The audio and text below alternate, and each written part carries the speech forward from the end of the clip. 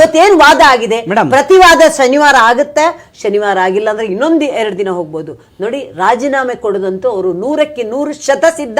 May be 1 ವಾರನ 10 ದಿನ 1 ತಿಂಗಳು ನನಗೆ ಗೊತ್ತಿಲ್ಲ, ಒಟ್ಟಿನಲ್ಲಿ ಶತಸಿದ್ಧ. ಈ ವಾಹಿನಿ ಮುಖಾಂತರ ನಾನು ಹೇಳಿದನ್ ನಂದು ಇನ್ನೊಂದು ಪ್ರಶ್ನೆ ತಮ್ಮಲ್ಲಿ ಕೇಳಕ್ ಬಯಸ್ತೀನಿ ನಾನು.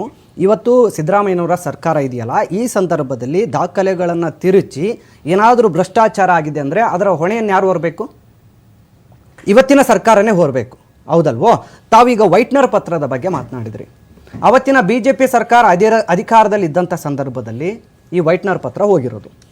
ಅವತ್ತು ಆ ವೈಟ್ನರ್ ಪತ್ರವನ್ನು ಆಡಳಿತಾಂಗ ವ್ಯವಸ್ಥೆ ಒಪ್ಪಿಕೊಂಡು ಅದಕ್ಕೆ ಮನ್ನಣೆ ಕೊಟ್ಟಿದೆ ಅಂತಂದ್ರೆ ಅಲ್ಲಿ ಭ್ರಷ್ಟರು ಯಾರು?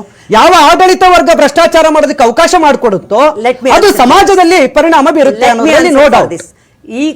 ಈ ರಾಜ್ಯದ ಈ ನಾಡಿನ ಜನತೆ ಟ್ಯಾಕ್ಸ್ ದುಡ್ಡು ಯಾರಾದ್ರೂ ತಿಂದಿದ್ದೇ ಹೌದಾದ್ರೆ, ಈ ನೀವು ಹೇಳ್ತಿರಲ್ಲ ಹೆಸರುಗಳು ಅವ್ರದಿದೆ ಇವ್ರದಿದೆ ಅಂತ, ವೈಟ್ನರ್ ಕಾಣಿಲ್ವಾ ಬಿಜೆಪಿ ಸರ್ಕಾರ? ಇರ್ರೆಸ್ಪೆಕ್ಟಿವ್ ಆಫ್ ಪಾರ್ಟಿ ನಾನು ಹೇಳ್ತಿದ್ದೀನಿ. ಒಂದು ನಿಮಿಷ, ನಿಮಗೆ ಗೊತ್ತಾಗ ಒಂದ್ ನಿಮಿಷ ನೋಡಿ, ಇಲ್ಲಿ ನಾನು ಇದನ್ನು ಜಾಸ್ತಿ ಹೇಳಿದ್ರೆ ಇನ್ನೊಂದ್ಸರಿ ನನ್ನ ಹೆಸರಿನ ಮುಖಾಂತರ ಹೇಳ್ಬೇಕಾಗುತ್ತೆ. ಇದೇ ನಮ್ಮ ಭೈರತಿ ಸುರೇಶ್ ಅವರು ಇಲ್ಲಿಂದ ಹೆಲಿಕಾಪ್ಟರ್ ಅಲ್ಲಿ ಹೋಗಿ ಎಲ್ಲ ಡಾಕ್ಯುಮೆಂಟ್ಗಳು ತಗೊಂಡ್ ಬಂದು ಅವಾಗ ಮಾಡಿದ್ದಿರ್ಬೋದು ಅಥವಾ ಮಾಡದೇ ಇರಬಹುದು, ನಮ್ಗೆ ಗೊತ್ತಿಲ್ಲ. ನಾನು ನೇರವಾಗಿ ಆರೋಪ ಮಾಡ್ತಾ ಇಲ್ಲ. ನಿಮಗ್ ಗೊತ್ತಾ ಬಿಜೆಪಿ ಸರ್ಕಾರದಲ್ಲಿ ವೈಟ್ನರ್ ಆಗಿದೆ ಅಂತ? ನಿಮಗೇನೋ ಗೊತ್ತಿದ್ಯಾ? ನಿಮ್ಮ ಹತ್ರ ಇರೋದು ನೋಡಿ.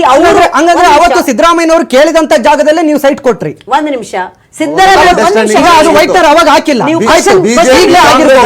ದಾಖಲೆಗಳನ್ನು ಹೊರತಂದು ಈಗಲೇ ಆಗಿರಬಹುದು. Let me answer for this. ನಾವು ಏನ್ ಹೇಳೋದು, ಸಿದ್ದರಾಮಯ್ಯನವರು, ಮಾನ್ಯ ಸಿದ್ದರಾಮಯ್ಯನವರು ಅವರ ಹೆಂಡತಿ ಪತ್ರನೇ ಬರ್ದಿಲ್ಲ ಅಂದ್ರು. ಪತ್ರವನ್ನು ನೀವು ಬಿಡುಗಡೆ ಮಾಡಿದ್ಮೇಲೆ ವೈಟ್ನರ್ ಹಾಕಿದ್ರು. ಆವಾಗ ಅವ್ರು ನನ್ಗೆ ಗೊತ್ತಿಲ್ಲ ಅಂತ ಹೇಳಿದ್ರು.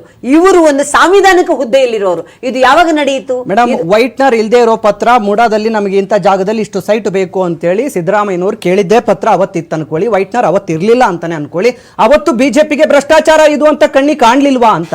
ಬಿಜೆಪಿಗೆ ಭ್ರಷ್ಟಾಚಾರ ಅಂತ ಕಾಣಲಿಲ್ಲ, ಹೌದಪ್ಪ, ನಾವು ವಿರೋಧ ಪಕ್ಷದಲ್ಲಿ ಕೂತಿದ್ದೀವಿ. ಒಂದು ಕ್ವಶನ್ ನಾನು ಮಾನ್ಯ ಸಿದ್ದರಾಮಯ್ಯ ಕೇಳ್ತೀನಿ. ಸಾಂವಿಧಾನಿಕ ಹುದ್ದೆಯಲ್ಲಿರೋರು ಈ ತರ ಇಷ್ಟೊಂದು ಹಗರಣಗಳು ನಡೀತಾ ಇದೆ.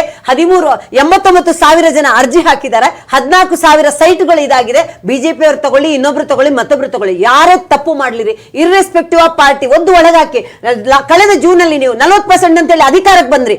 ಇಷ್ಟು ದಿನ ಆದ್ರೂ ಇವತ್ತು ಅವ್ರು ಒಂದು ಸಾಬೀತುಪಡಿಸಕ್ಕಾಯ್ತಾ? ಸುಮ್ನೆ ನೀವು ಮಾತು ಹೇಳಿದ್ರೆ ಆಗಲ್ಲ.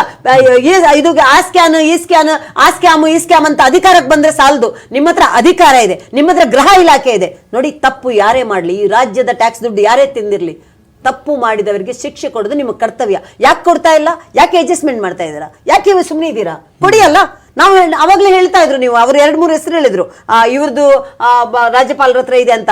ಸುಖ ಸುಮ್ಮನೆ ನೀವು ಒಂದು ದಿನದಲ್ಲಿ ನಾವು ಆದೇಶ ಹೊರಡಿಸಿದ ನಂತರ ಡಿಸೆಂಬರ್ 3, 2023ಕ್ಕೆ ನಮ್ಮ ಪ್ರದೀಪ್ ಕುಮಾರ್ ಅನ್ನೋರು ಒಂದು ಕಂಪ್ಲೇಂಟ್ ಕೊಡ್ತಾರೆ. ಅದನ್ಯಾಕೆ ನೀವು ಹೇಳ್ತಾ ಇಲ್ಲ? ಅದನ್ಯಾಕೆ ಉಲ್ಲೇಖ ಮಾಡ್ತಾ ಇಲ್ಲ? ಒಂದೇ ದಿನದಲ್ಲಿ ಕೊಡ್ತಾರೆ ಅಂತ ಯಾಕೆ ಸುಳ್ಳು ಹೇಳ್ತಾ ಇದ್ದೀರಾ?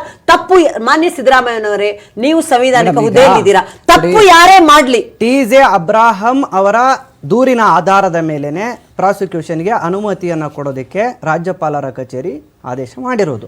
ಅಲ್ಲಿ ನೀವು ಹೇಳ್ತಾ ಇರುವಂತೆ ಏನು ಪ್ರದೀಪ್ ಕುಮಾರ್ ಅವರಾಗಿರ್ಬೋದು ಅಥವಾ ಇನ್ನೊಬ್ರು ಸ್ನೇಹಮಯಿ ಕೃಷ್ಣ ಅವರ ದೂರಿನ ಆಧಾರದ ಮೇಲೆ ಪ್ರಾಸಿಕ್ಯೂಷನ್ಗೆ ಅನುಮತಿ ಕೊಟ್ಟಿಲ್ಲ. ಆ ವಿಚಾರ ಕೂಡ ಇವತ್ತು ಪ್ರಸ್ತಾಪಕ್ಕೆ ಬಂತು. TJ ಅಬ್ರಾಹಂ ಅವರು ನ್ಯಾಯಾಲಯದ ಮುಂದೆ ಒಂದು ಹೇಳ್ತಾರೆ, ಅಂದ್ರೆ ಏನು ಆರ್ಟಿಕಲ್ 17A ಇದೆ, ಇದರ ಆಕ್ಷೇಪಣಾ ಅರ್ಜಿಯನ್ನ ಸಲ್ಲಿಕೆ ಮಾಡಿ ಇದನ್ನ ತಡೆ ಹಿಡಿಯೋ ಆಗಿಲ್ಲ ಅಂತೇಳಿ ನ್ಯಾಯಾಲಯದ ಮುಂದೆ ಹೇಳ್ತಾರೆ.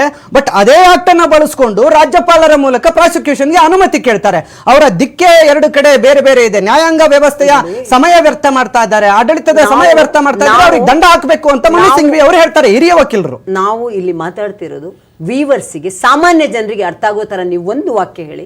ಮುಂದಿನದು ನಮ್ಮ ಕಶ್ಯಪ್ ಸರ್ ಅವರು ಅದು ಏನಿದೆ ನಿಮ್ಮ ಕಾನೂನು ಸಂಬಂಧಪಟ್ಟದ್ದು ಮಾಡ್ತಾರೆ. ನಾವು ಕಾನೂನು ಲಾಯರ್ಗಳಲ್ಲ. ಒಂದಂತೂ ನಿಜ, ಎವಿಡೆಂಟ್ ಆಗಿ ಗೊತ್ತಾಗ್ತಿದೆ, ಪಾರದರ್ಶಕವಾಗಿ ಈ ಸರ್ಕಾರ 15 ತಿಂಗಳಿಂದ ಒಂದೇ ಒಂದು ಏನಾದ್ರೂ ಒಂದು ಅಭಿವೃದ್ಧಿ ಕಾರ್ಯ ಆಗ್ತಾ ಇದೆಯಾ? ಅಥವಾ ಏನಾದ್ರು ಒಂದೇ ಹೇಳಿ ಇಂಥದ್ದಾಗಿದೆ ಅಂತ ಹೇಳಿ ಇಷ್ಟು ಜನ ನೀರಲ್ಲಿ ಮುಳುಗಾಗ್ತಾರೆ. ಅದ್ರ ಬಗ್ಗೆ ನಾನು ನೋಡಿದ್ರ ಸಾಲು ಹತ್ಯೆಗಳು ನಡೀತಾ ಇದೆ, ಅದ್ರ ಬಗ್ಗೆ ನೋಡಿ.